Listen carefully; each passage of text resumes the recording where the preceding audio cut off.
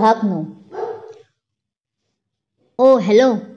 Sam आपल्याच नादात party हॉलच्या बाहेर पडतो तसा इतका वेळ त्याचा पाठलाग करणारा विक्रांत त्याला मागून हाक मारतो. कोण? मी? आवाज ऐकताच तसं सॅम मागे वळून पाहतो. त्याला तर माहितीही नव्हतं की विक्रांत आपला पाठलाग करत आहे.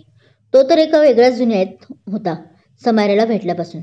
त्यामुळे आपल्या मागे विक्रांतला पाहून अधिक क्षणभर का होईना तो मनात जरा घाबरतो. पण स्वतःला सावरत आपल्या मागे दूरवर पाहत त्यालाच प्रश्न करतो. हा मग अजून कोण? दुसरं कोणी दिसतंय का तुझ्या आसपास? आता विक्रांत त्याच्या ओव्हर ॲक्टिंगला कंटाळून त्याच्या जवळ जात बोलतो. त्रासलेला चेहरा, कपाळावर पळून पळून मागे आलेला घाम आणि एका कमरेवर हात ठेवून उभा असलेला विक्रांत त्याही परिस्थितीत हँडसम वाटला असता कुठल्याही मुलीला.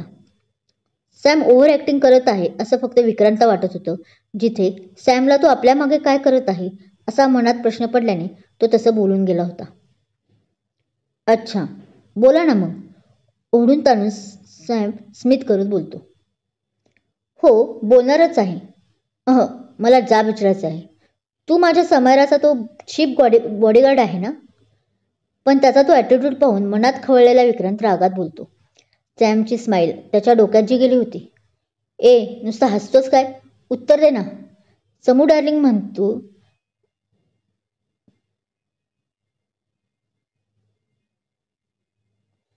समू डार्लिंग म्हणते माझी, तू चीप आहेस हे खरंच आता तुझ्या या स्माईलमधून दिसून येतं. पण अजूनही सॅम काही न बोलता हसत असल्याने विक्रांतच्या रागाचा ज्वालामुखी बनला होता आणि आता त्याचा कधीच उद्रेक झाला असता. तुझी समू डार्लिंग? रिअली? पण त्याच्या बोलण्यावर तो अजून हसत म्हणतो. त्यालाच आपलं हसू कंट्रोल करताही येत नव्हतं. हे एकंदरीत दिसत होतं. व्हॉट डू यू मीन? तुला माहीत नाही का की आमचे मोठे लोक आज या पार्टीत तिचं आणि माझं लग्न जमवायलाच खास भेटत आहोत म्हणून?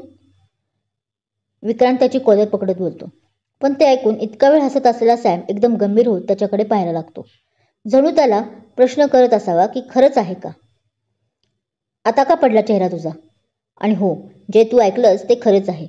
समायरा माझी बायको होणार आहे, तेही लवकरच आणि सगळ्या मोठ्यांच्या आशीर्वादाने. तो आता आपल्यावर घमंड करत बोलला. चेहऱ्यावर आपण जिंकलो आहोत ही भावना मनात असल्याने एक वेगळी समाधानकारक स्मित होती. ओके बेटा, पण समायरा परत जर भेटली ना आता तर तिला अंशबद्दल आणि हो सॅम, समीर कोण आहेत हे विचारायला नको विसरू मित्रा. आपला पूर्ण पराभव झाला आहे असं वाटून सॅम दुःखी स्वरात बोलतो आणि त्याचा खांदा थोपटून तिथून निघून जातो. अंश, सॅम, समीर हे आहेत तरी कोण?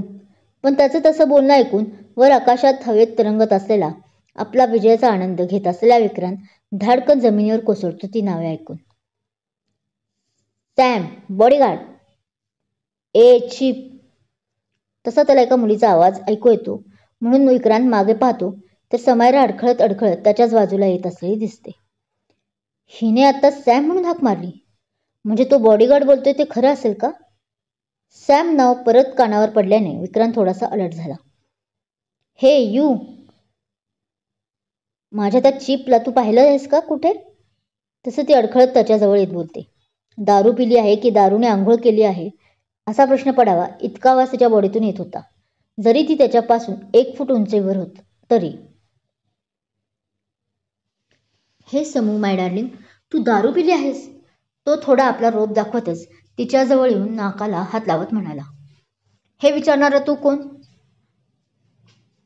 आणि मला समू डार्लिंग म्हणण्याची तुझी ही हिंमत? तो तिच्या खांद्यावर हात ठेवायला जाण्याच्या आधीच तिने त्याची कॉलर ओढली होती. R you serious? तू मला तुझ्या होणाऱ्या नवऱ्याला इतक्या सहजासहजी विसरली सुद्धा? त्याचे मात्र आता रागाने डोळे लाल झाले. नवरा आणि माझा तू? How chip. ती अजून त्याच्या डोळ्यात खोल जात म्हणाली. तुझ्यासारख्या डाऊन मार्केटबरोबर लग्न करण्यापेक्षा मी माझ्या बॉडीगार्ड बरोबर पळून जाईल.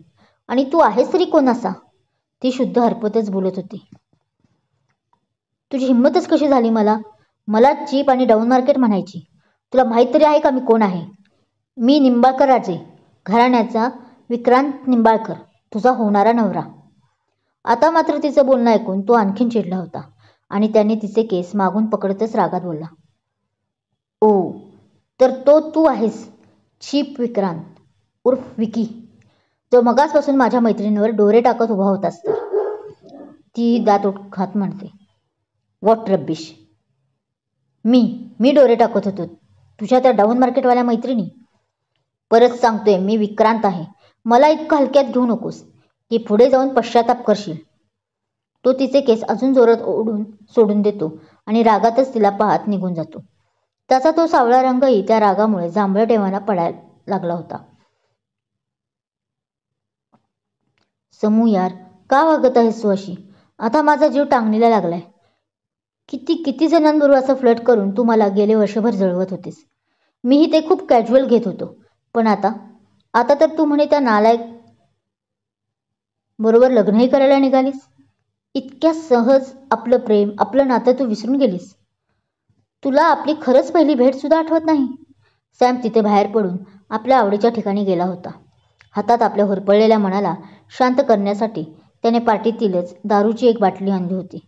कधी काळी मी हिचा एक ड्रॉपही घेणार नाही अशी कुणाला तरी शपथ देऊन बसलेला तो आज मात्र प्रत्येक घोट त्याच व्यक्तीला शिव्या शाप देत रागात पीत बसला होता. Sam, what happen? तोच खांद्यावर एक हात त्याच्या ठेवत त्याच्या शेजारीच बसत नुकताच पार्टीत सामील होण्यासाठी आलेला शांतनू बोलतो. तो तिकडेच निघाला होता, पण त्याला काही जायची इच्छा नव्हती. त्यामुळे मध्येच रस्त्यात आलेल्या आपल्या आवडत्या ठिकाणी आला होता, जिथे त्याला आपला आधीचा जिगरी याने समीर पिताना दिसला होता. त्याला खरं तर आश्चर्य वाटत होतं त्याचं असं पिणं, कारण त्यानं पिणं सोडलं आहे गेल्या 4 वर्षापासून, आणि तेही का हे त्याला चांगलंच माहीत होतं. शांत, तू आणि इथे? त्याला पाहून समीर चांगलाच दचकला. खरं तर ही आवडती जागा या त्या दोघांचीही होती, आणि ह्या जागेबद्दल त्या दोघांव्यतिरिक्त कुणालाही घरात माहीत नव्हतं, एक व्यक्ती सोडली तर. पण ती व्यक्तीही आता या जगातून दूर गेली होती, तिच्या घरच्यांपासूनही दूर. मन नव्हतं रे त्या पार्टीत जायचं. जिच्यासाठी पार्टी म्हणजे आनंदाचा झरा होता, आता ती व्यक्तीच या दुनियेत नाही तर फारसं काहीच करू वाटत नाही. तो निराशजनक आवाजात बोलतो. खरं आहे, माझंही तेच झालं, म्हणून इकडे आलो होतो. तसंही आपल्या पार्टीत पूर्ण तुझी फॅमिली असताना तुझ्या त्या बहिणीला माझी ॲज अ बॉडीगार्ड म्हणून काय गरज आहे, नाही का? तोही एक सुस्कारा सोडत छोटीशी स्माईल देत म्हणतो. पण आवाजात खूपच दर्द होतं हे जाणवत होतं. कसं सांगू मित्रा तुला, काय चाललंय हे आमच्या फॅमिलीत? जी आधी एकेकाळी माझा अभिमान होती माझ्यासाठी, पण आता तोच मान खाली पडल्यासारखा फील होतोय मला. मी खरंच परिस्थितीसमोर झुकला गेलो आहे. शांतनू मनात विचार करत त्याच्याकडे एकटक पाहत बोलतो. बरं ते सर्व सोड. बरं ते जाऊ दे सर्व शांत. बरं ते जाऊ दे शांत, पण मी आज ऐकलं ते खरं आहे का?